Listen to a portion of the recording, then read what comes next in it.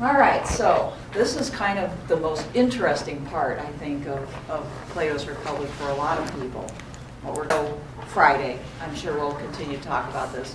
And it's the content in Book 5. This is up here because this is what goes on actually at the very end of Book 4. Okay?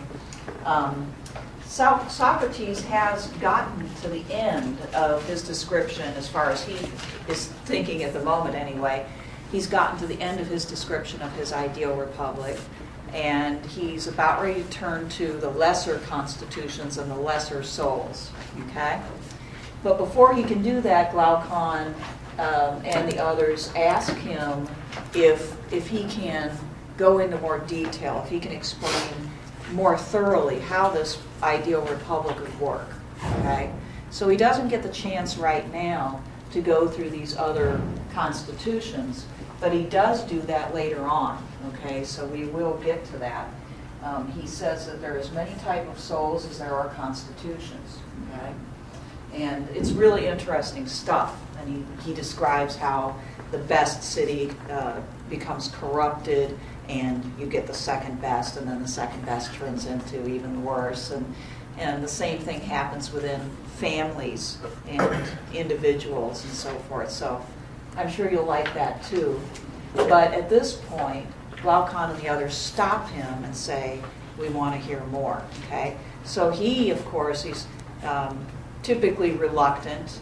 I think that Socrates uses reluctance in a way, or the author Plato uses Socrates' reluctance to kind of tease people a little bit.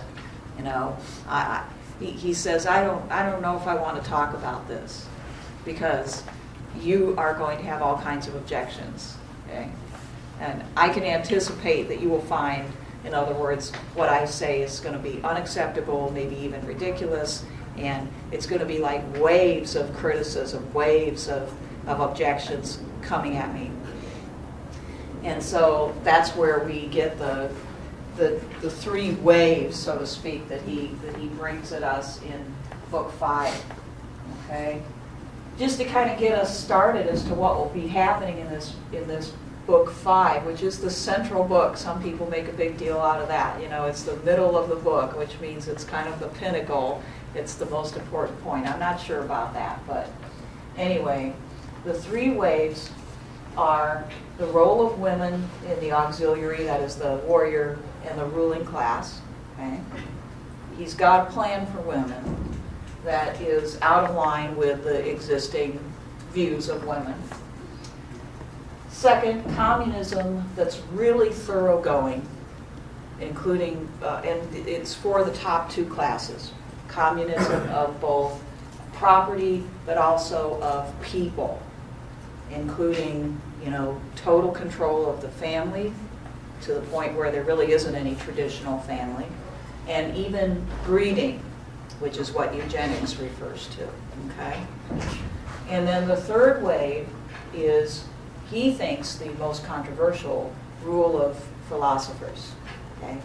And I put queens in there because if we accept this first wave, then if women are in the guardian class, if they're in the warrior class, I should say, then those are the people that are trained to be potential rulers. So possibly there would be philosopher queens as well. Okay, so you can imagine that coming from democratic Athens, men who enjoy luxury, enjoy civilization, tend to be politically ambitious, and definitely don't agree that women ought to be involved in what they do, how this could be a real shocker. Okay? Now, knowing Socrates, he did bring up this issue of women quite a bit, actually. It seemed to be on his mind. And we know this from the Platonic dialogues, where it happens, you know, more than once, frequently, and also from the students that came from Socrates, in particular Plato, who, when he developed the first university, the academy, actually allowed women to attend, and some women did attend. And students of Plato, some of them seem to reflect the same questioning about the role of women in their writings. I mean, where they start to play around with the idea that there may be no essential difference in the intellect between men and women, so that women should be allowed to be philosophers, for instance. So this is it's a little theme, a quirk, you might say, of Socrates, and to an extent Plato, and other people who came out of this school of thought, that at a time when this just wasn't usually thought of at all, they were thinking of it. Not that they were terribly consistent, or that they always went as far as you and I would like, but it was a question. So we have to figure out what it's doing here in this particular dialogue, what its purpose is. But first, let's just take a look at what he's proposing here. Okay. Now, you know, in our country, we just got this policy change where women are now going to be allowed to be in combat. Okay, so, and we kind of took a long road there, you know, and now we'll see how that works. But at this point in time, it's not as nearly as controversial to us as it would have been to them, although there is one small little precedent for them that would have been in Socrates' mind, and that is that the Spartans, not the Athenians, but the Spartans, had the view that women should be somewhat trained in defense, so that if the enemy came to the gates of the city and invaded the city, that they would at least be able to take part in the defense of their own homes and neighborhoods. Okay, so there's a little bit of a precedent there in their experience. Okay, but in his own home city, this was not the case. All right, so Socrates says that he doesn't want us to make any sort of distinctions between anybody just because of superficial differences. And at first, it sounds like he thinks that the difference between men and women is just superficial. Okay? At first, it sounds like it's just a matter of appearances, external. Okay? So, for instance, he says, you know, that males and female humans are kind of to be compared to male and female dogs. He says, do we expect female dogs to sit around for a long time after giving birth and not do anything else but raise their pups, or do we expect them to be able to get up fairly shortly and go back to doing their job? Okay? And, you know, I mean, of course, when you're thinking about dogs, you think, well, that's pretty normal. You know, they give birth to a litter of pups. You know, maybe just a few hours later, they're up running around. You know, I haven't actually seen this happen, but I'm thinking probably dogs can do that. Okay? And the pups do have to be nursed for a while, right? Does anybody know about how long? Has anybody seen that? 6 weeks. 6 months? Weeks. 6 weeks? Okay, so that's not too bad. And mom can come and go, right? She doesn't just sit around waiting to be nursed, right? Okay. So, you know, there's a difference between dogs and human beings, though, in this regard, right? I mean, how long does it take for a human infant, if you were relying on nursing, okay, to get to the point where they can eat solid food? Anybody know? Couldn't tell you.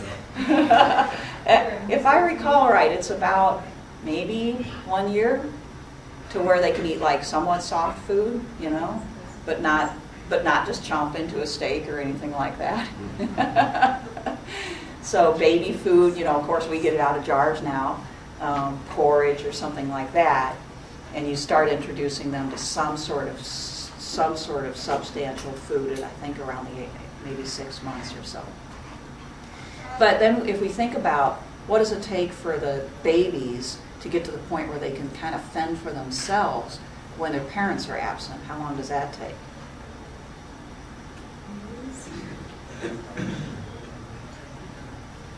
21.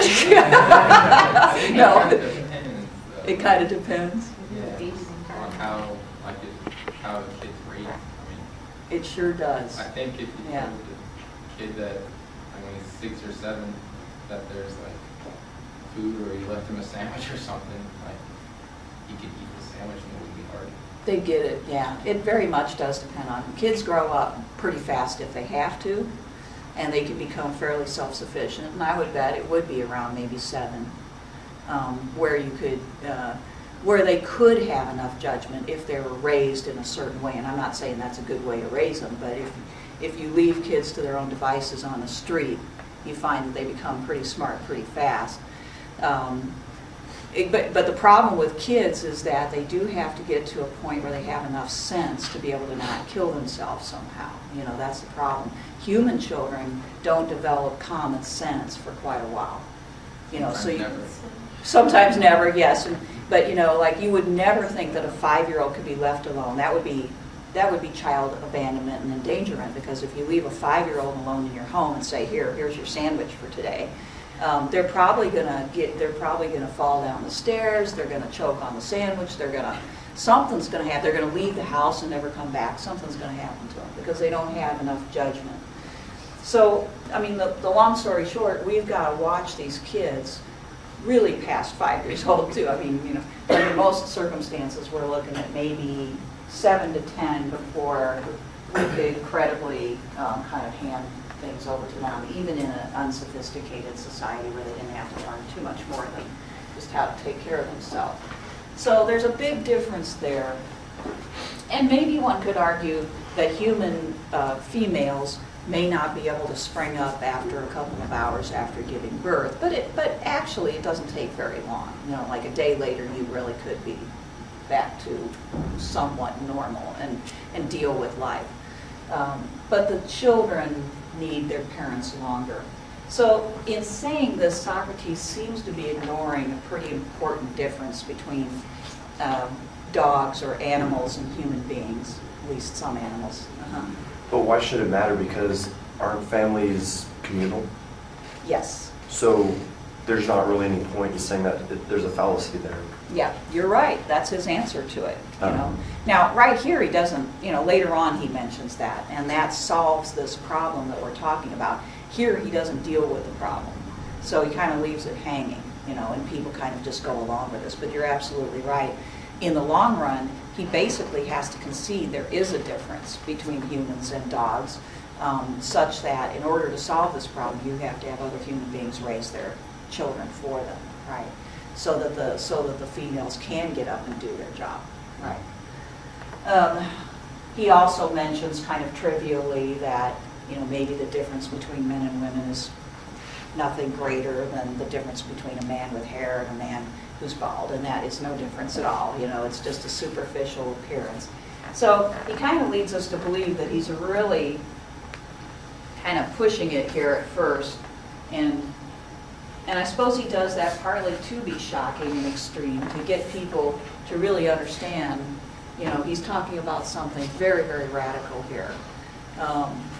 So he also proposes that women should be trained and educated the same as men in this warrior class, even to the point of wrestling in the nude. Okay? And this was something that the men did in their physical training, and the idea was that if you're wrestling, you don't want to have something to grab onto, so that's what they did.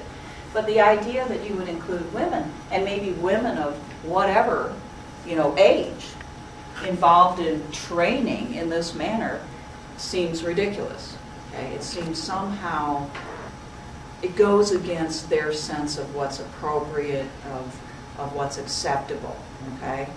And they just can't imagine this. And Socrates is definitely pushing people's buttons. He's trying to get people to think, you know, what would you have to do to make people, men and women, totally equal? Well, you couldn't have them training in different ways, so female modesty, so to speak, cannot be allowed if it gets in the way of training people in a totally equal way, okay?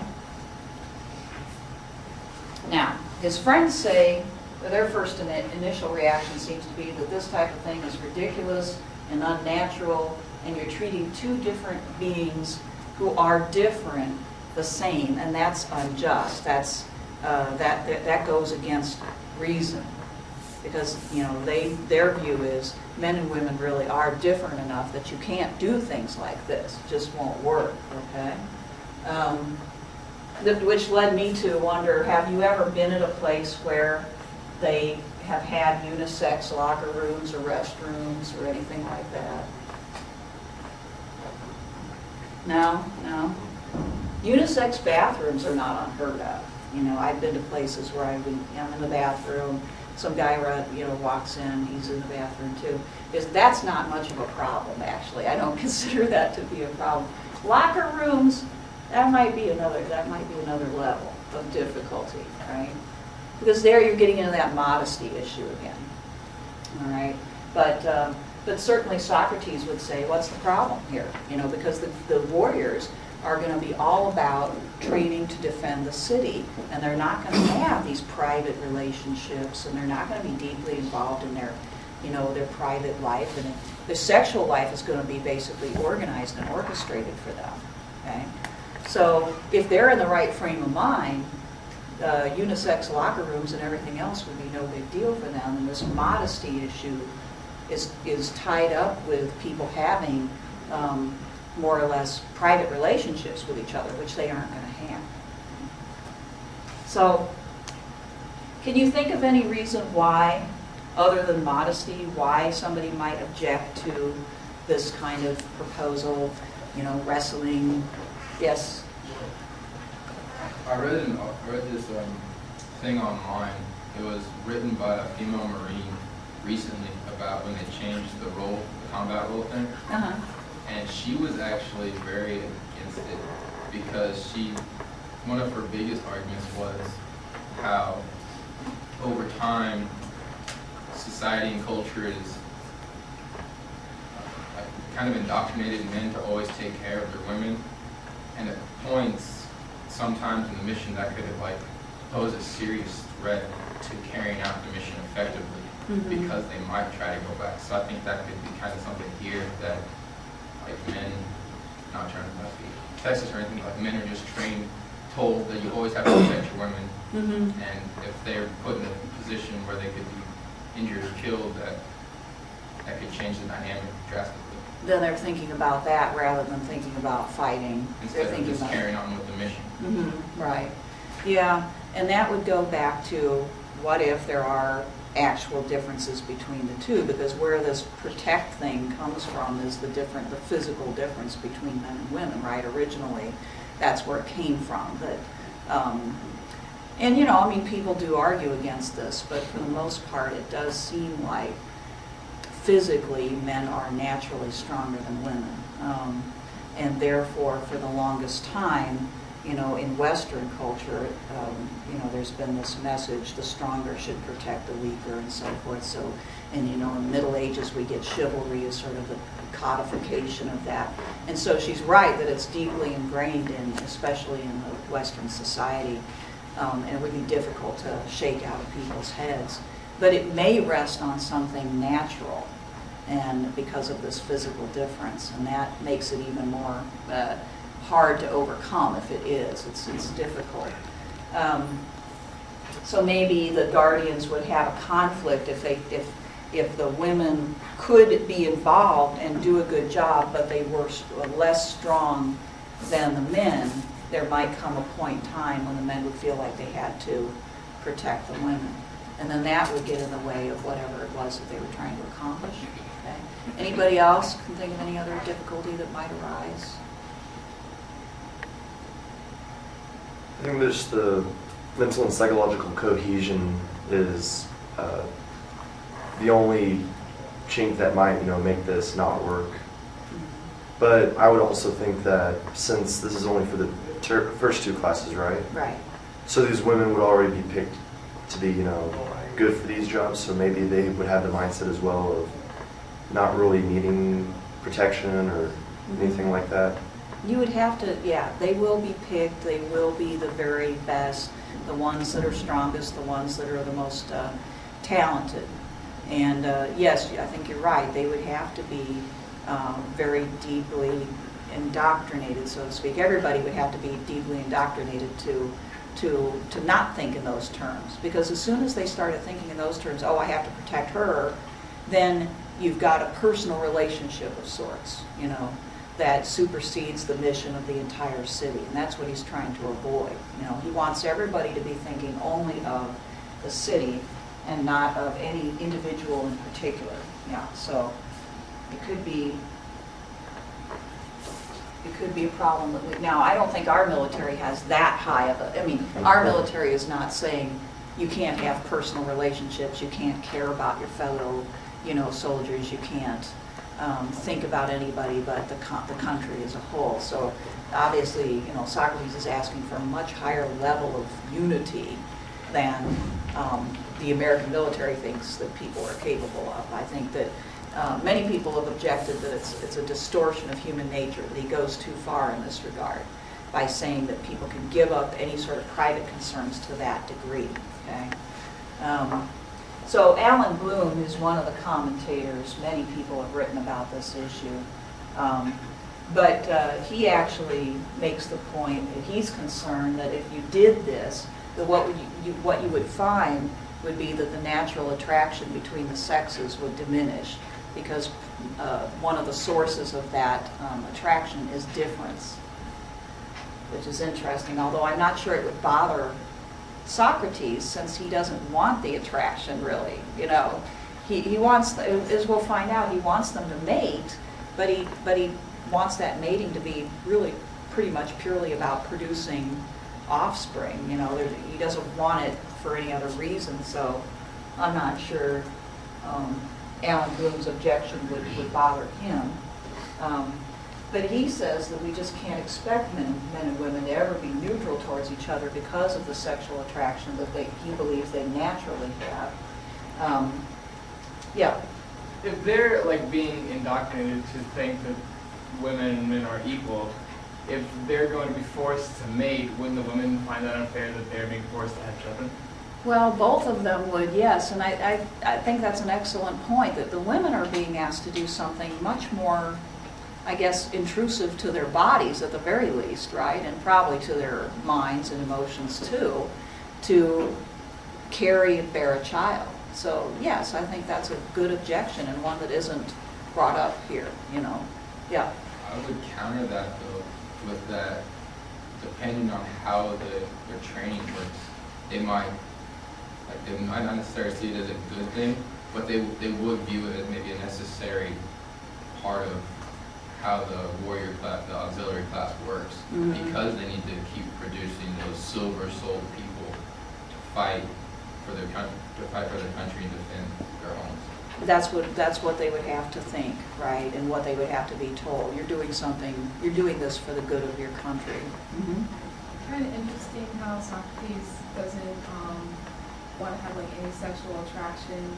Yeah, that seems something very, needed in biology to keep producing offspring and to keep the population going. Like that's one of the things that we have, so that we are sexually attracted to each other, so that people do produce babies. So. Yeah, and yet he wants to tamp that down and keep it to a minimum. It has to work at some point, but it's not supposed to be on their minds, and it's not supposed to govern their actions. And can he really have it both ways? Is it possible to accomplish this really radical control of people's sexual lives? Because that's what he's going to propose. So, you would think, back to your point, that I know I only had one baby, but I had carried this baby around for 9 months, and I ended up trying to get a handicap sticker, because I had a problem with my pregnancy. I wasn't supposed to walk very far. By the time the baby came, I really already had an attachment to the baby, because I carried the darn thing around for 9 months and been through a lot of trouble, in preparation for it and so forth. And I don't know how well it would work to just say, okay, thanks, and grab the baby and take off. I mean, I think that even Socrates acknowledges later on in this dialogue that it's more difficult than it sounds to separate people from their children and not to expect them to feel ownership over their children, For instance, if my baby was taken away from me at birth, I might, when I'm walking by the common daycare area, day and night care area, I might be looking for the one that kind of looks like me, you know? And if I see the one that kind of looks like me, I might favor that one and hope that he or she does well and so forth. It's hard to drive these instincts out of people. And he knows it is, and that's why he sets up such a strong system of, you know, teaching them in a certain way. They have to learn only certain things. We find that they're told that the myth of metals, you know, that they're all born from the earth and all these things. All of this is supposed to help to tamp down the natural feelings and instincts of people. So he's not arguing that we don't have them. It's just that he thinks that maybe he thinks we could devise a city where these instincts and preferences could be controlled and modified by the way that we set things up. Okay? So we've sort of already talked about this other objection and this one and this one. So you guys have anticipated all of these, actually. Okay. So Glaucon's objection kind of echoes those concerns. He says men and women are not the same. They're very different. And if they're different, then we've seen Socrates say that each person should do the tasks that they are best suited for. Okay? And if men and women are different, then they would have different tasks by nature. So why is Socrates ignoring this? In Glaucon's mind, women are no doubt better at nurturing children, taking care of them, early education of them, you know, household tasks and so forth. And so why are we trying to, in his mind, why are we trying to, you know, fit a round peg into a square hole here? Okay? So in other words, Glaucon is not accepting these arguments. And he has some of the concerns that we've just talked about here. Okay? But can Socrates overcome these concerns? Okay? He tries again. All right? He has to admit some things now. Okay? He has to admit that there are some differences between men and women, but those differences do not equal a policy of keeping them separate and having different roles. The differences, in his view, are not enough that we should give them different roles. Okay? So he does admit, for instance, that women do have to deal with giving birth, and this is an experience that men don't have, physically anyway. And but he says, so what? Because we can arrange, as somebody already pointed out, we can arrange our society in such a way that after giving birth, child rearing is not one of their tasks. Okay? So we take away that issue right there in his view. So he still isn't going to address our concern. If you have a concern about whether people would tolerate this or not, the only answer to that would be if you indoctrinate them well enough. Yes, I don't know why that's, we'll keep an eye on that. The light went out for a moment there. All right. Now, but this is one that up to this point he hasn't acknowledged, but now he does acknowledge. You know, he says, yes, you're right. You know, women are different physically. They can be very strong, but on average, they're not as strong as men. And so if this is the case, then, though they will be in the warrior class, we should not assign them the roughest tasks. So now he is, there's a little bit of a role difference here, not a big one. Okay? But the female warriors would maybe not carry as much, maybe not be expected to be quite as strong. We would have a division of labor of sorts here. Okay? Do you think he's conceding too much here? He's backing up quite a bit. I think his argument kind of fallen through at that last point. Yeah? Do you think that kind of ruins it? More or less. Now, you could argue that with this, he's basically, if we're talking about the warrior class, he's basically put the nail in the coffin because you want the strongest people, right? So if you were the person in charge of selection, wouldn't you want to select from the strongest group? Okay? So you could say, well, what are they doing there then? And that's a legitimate question. But Socrates then concedes a little bit more, and in the process he thinks that he's making his point. We'll see if he makes his point. Okay. He concedes that there are differences, not just in strength, but even in abilities between men and women in the aggregate. Okay. Now, at this point in our development, that's probably, an argument that would be very controversial. Okay. But for a long, long, long time, that's exactly what people thought. Okay. They thought that as a whole, the group of males was better at almost all tasks than the group of women. You could find some women who were just as good as some men, okay, in any generation, but for the most part, men excelled over women. Okay, that was a fairly common view for a long, long, long time. And actually, if I've had the experience of walking through the halls of KU Medical Center, the old nursing wing, and they've got pictures on the walls of graduating MD classes.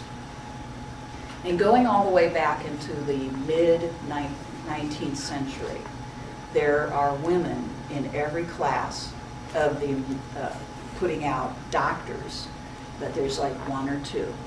Okay? You might have thought there wouldn't be any. Okay? I'm figuring that these were daughters of wealthy families who had aptitude, who allowed them to go, and there wasn't a law against it. I don't know what they did with this after they finished their degree, but there were also black people in almost every class, okay, going all the way back. Interesting. So if you ever get a chance to do that, check out those pictures. Okay? But even if you look at those pictures, and this is what these guys are doing, is something like this. They're looking around and they're seeing, well, most of the people involved in any trade and excelling at it are men. You find occasionally a woman, okay, who kind of breaks the mold, okay. Even in philosophy, apparently, there was one, Aspasia, that Plato was familiar with. And Aspasia was a respected philosopher, okay. But there's just one Aspasia, and there's like numerous men, in the intellectual field. Okay? So Socrates here is conceding that for women, excellence is distributed amongst a very few, whereas for men, excellence abounds more. Okay? It's almost like saying for women, excellence is kind of a flukish type of thing. Okay? If people know what that means. So on 129, or near 455D, let's take a look at his reasoning. He says, do you know of anything practiced by human beings in which the male sex isn't superior to the female in all these ways? Or must we make a long story of it by mentioning weaving, baking cakes, cooking vegetables, in which the female sex is believed to excel, and in which it is most ridiculous of all for it to be inferior? And his friend says, Glaucon says, it's true that one sex is much superior to the other in pretty well everything, although many women are better than many men in many things. Okay? But on the whole, it is as you say. Now, here's what Socrates concludes from this. Then there is no way of life concerned with the management of the city that belongs to a woman because she's a woman, or to a man because he's a man, but the various natures are distributed in the same way in both creatures. Women share by nature in every way of life just as men do, but in all of them, women are weaker than men. This is a very confusing part of the dialogue. It's not even clear to people studying this exactly what he's saying there. Is he saying that, he's just said there are some women who are better than some men at almost everything. That concluding statement makes it sound like you could never find a woman who's at the very top of any field, okay? But you could find women who are kind of in the middle, maybe. It's hard to know exactly what he's saying here, but he seems to be saying that some women will be able to do some things quite well, and therefore they shouldn't be excluded. So he's conceded a lot of ground here, okay? Do you think this blows it for him? Has he conceded too much?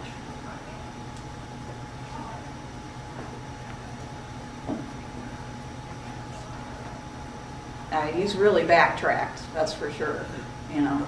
When I was reading this, I was thinking of even the cooking, you know, I think that Socrates was thinking, you know, obviously women are good at weaving, baking cakes, and cooking vegetables and so forth, but actually, if you take a look at like who most of the chefs are in society, it's men, and maybe tailors as well, right? So kind of interesting, but he wouldn't have known that. I mean, that wasn't a profession as far as I know back then. I don't know who was doing, well, probably women were doing most of the cooking in those households, the big wealthy ones.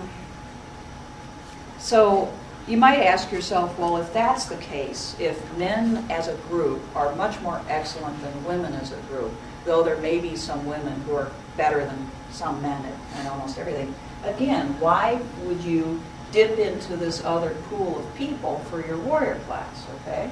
Well, I mean, there are lots of it's hard for me to describe how many people have tried to write about this and figure it out. I'm trying to write an article right now on this very topic, and you wouldn't believe the amount of literature that's already been written. Trying to sort through it all is a real big task. So don't feel bad if you are a bit mystified by all of this, because a lot of other people are too, okay? But, you know, I'm trying to ask this question here, okay, in what I'm writing. Why would you do it, you know? If I were in charge, I would just say, if my only goal for the warrior class was to make the best, you know, fighting force I could, I would just pick the very top of the males. Okay. But, I mean, there's many other things going on here. Right? Okay. Why do we need the very best women in this class? Why does he have them there? That's the question I'm trying to answer. Mm-hmm. Perhaps to drive home the point to society that it's classless. Okay. Because with this communal thing, even though there's the three classes, he still kind of is adamant about all of them being equal. Mm-hmm. So perhaps he sees this not quite as part of the great lie or noble lie, but you know, just to show that it's a necessary evil, to show that there's, you know, still no distinction between anyone. Mm-hmm. That's similar to one of the answers that I've read about this. This particular scholar said, you know, Socrates wants total unity, and as you say, total unity and inequality, at least in these top two classes. And you can't have total unity if half of the people are living a private life. If they're kind of sequestered, what you get is those people, the women, would think about life in private terms. And then when the men and women got together, which they have to do to at least produce children, then the women would be an influence on the men towards the private life. They would be saying, you know, well, why don't you pay more attention to me? Why don't you, you know, why don't you excel even more so that I will look better? You know, because women in private, he makes this point, Socrates makes this point in the Laws. Private women try to use their husbands to achieve status because they can't do it for themselves. Okay? The only way that they can achieve status, if they aren't allowed a role in society themselves, is to kind of try to manipulate their husbands to achieve that status for them. And of course, in this particular city, that is totally the opposite direction than Socrates wants them to go. He doesn't want people pulled away from the common good. Mm-hmm. Kind of playing off that, another reason why he called this a woman warrior class is, you know, he wants to, I guess this way, keep like producing the best offspring, and you want to have like a set of women who are above, I guess, those in the bronze category that he can match with the other warriors. So absolutely. That is a practical concern, right? You want the very best women, though they may not be as good as the best men, they're the very best women mating with the best men. They will produce the best offspring. Is strength the only measure he has? No, intelligence as well. Okay, so they could be better logisticians or tacticians or... Possibly, although he's basically just conceded that they are not, as a whole, as good as men at those kind of things either. Yeah, I mean, now I think we could make that argument much more effectively because we've seen women are capable of doing those things. Then I think he conceded too much in a way, but basically there was no experience to justify that conclusion. Even if he allows women to be educated at the same level, and would have that. Yeah, he didn't envision that, you know. I think he concedes too much because in his view, it really is true that women are not as talented as men in almost everything. They have more talent than most people are willing to recognize, but they're not as talented as most men in most everything. Whereas you made me think of the 19th century philosopher John Stuart Mill. Mill argued that, as a matter of fact, we couldn't know whether women might be capable of those kinds of things because we'd never given them a chance to learn them, to grow up with the expectation that they'd be able to do it and so forth.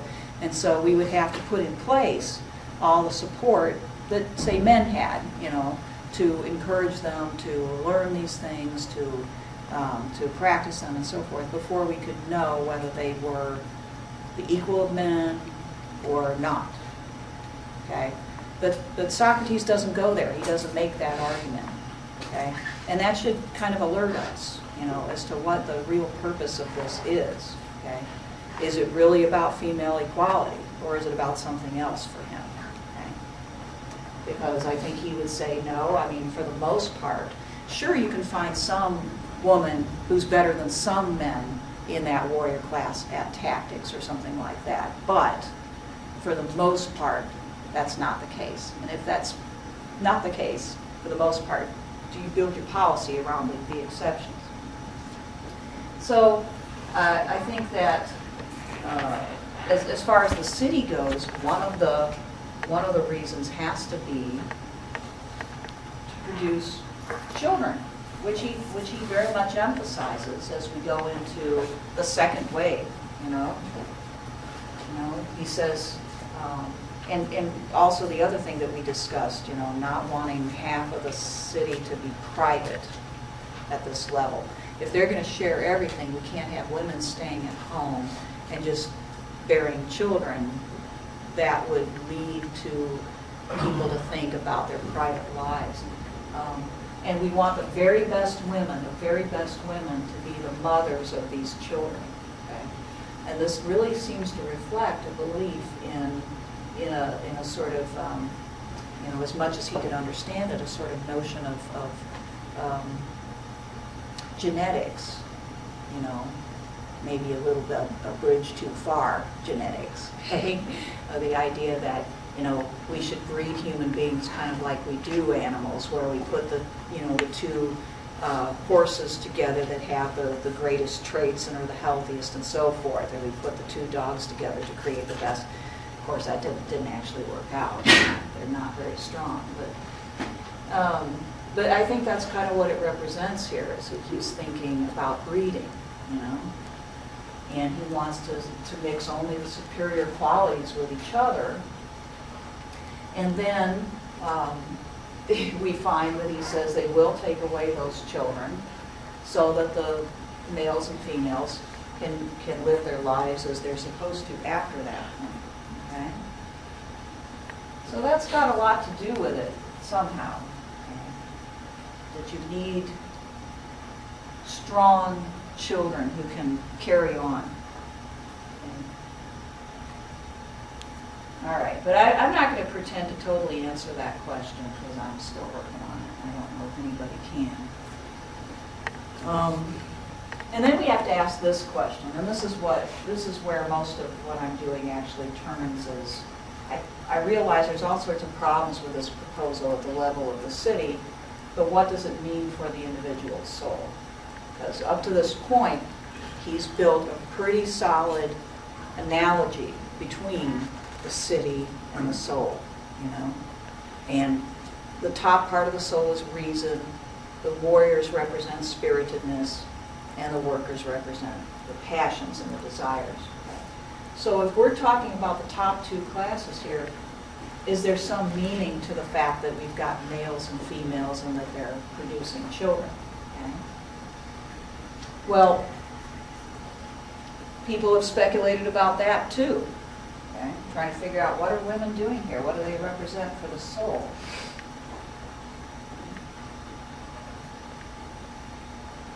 Now, some people have said, well, they represent something like the feminine part of the soul, that actually when you look at the way human beings are, that gender is kind of a construct in a way. You know, it reflects our physical difference, but gender is a social construct. Okay? And they'll say, to a certain extent, it's built on society's definition of males and females and society's expectations of them. But that within our own personality, we are not as radically male or female as we appear to be to others. Okay? Does that make sense? So that, in other words, our own experience of ourselves is less gendered than how people experience us outside. Did everybody follow me there? That's some feminist speak that I've picked up on as I've gone through this literature. And then where I'm heading is trying to prove this, that what's going on here is actually a depiction of philosophizing and reasoning itself. And the way that I'm arguing this is by showing that in a variety of dialogues, not just the Republic, where it does appear, but in other dialogues as well, you get these images of philosophizing as like, you know, procreation and birth.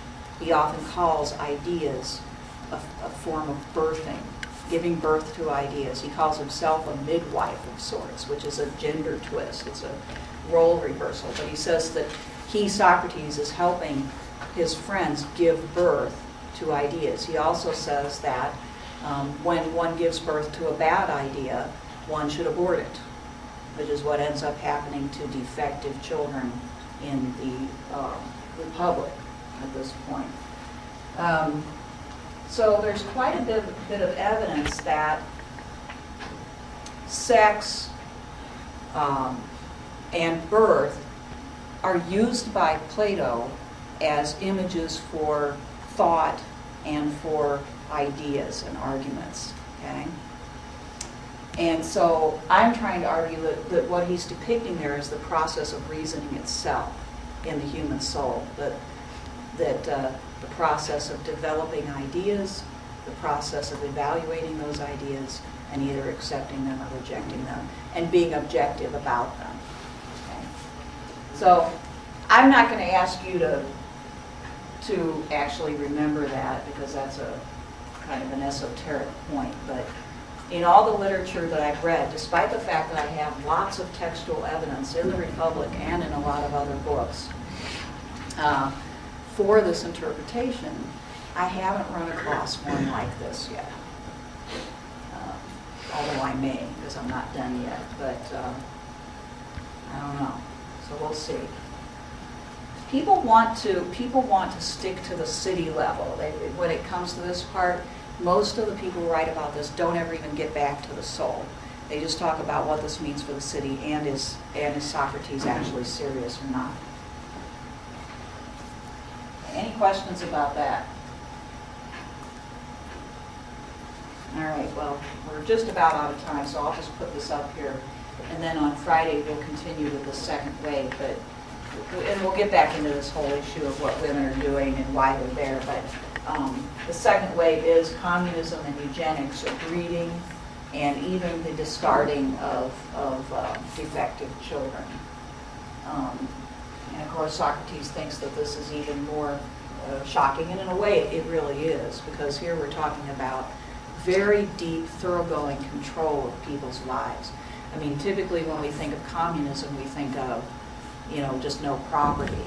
But here we're talking about no privacy, basically, okay? There's no privacy, there's nothing private, there's nothing that's yours, even other people, you don't have relationships. And so it totally penetrates the family and blows the family up. Okay? There is no family because Socrates wants everybody to be your brother and sister. Okay? You're supposed to have the same feelings for everybody that you have for your own family, and therefore be extremely loyal to the city. Okay?